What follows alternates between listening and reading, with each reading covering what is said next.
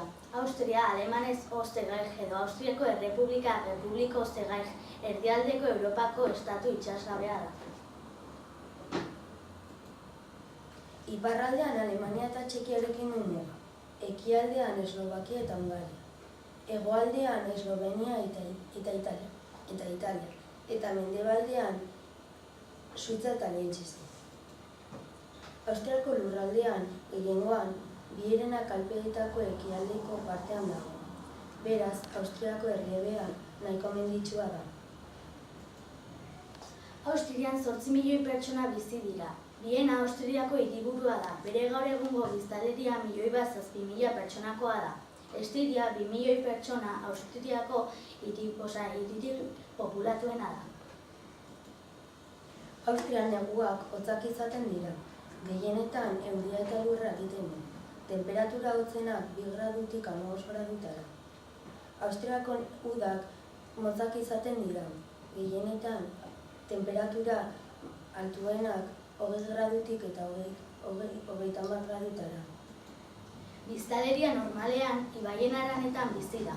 Danubio Austriako ibairik garrantzitsuena da. Honek pasbanen hasten da Alemaniako mugan, gero Lizetik eta Bienatik pasatzen da Bratislavaraino Eslovakiako mugan.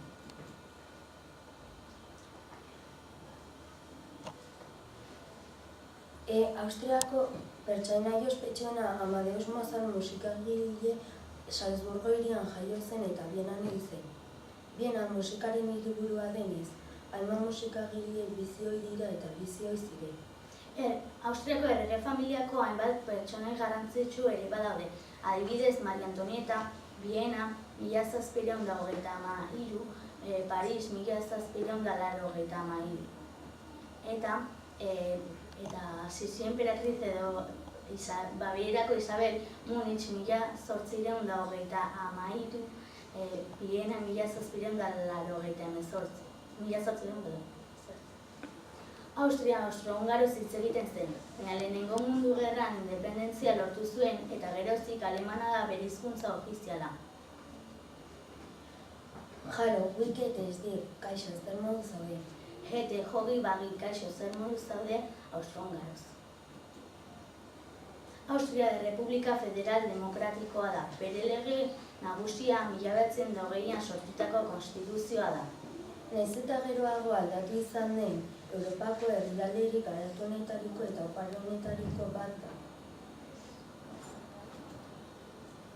Austriak 2 aldiz irabazi du Eurovision.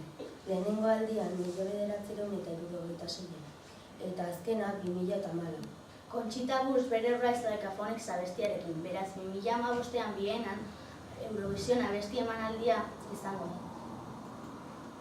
Bizlatez remele, espero dugu gustatzea austro-hungaroz.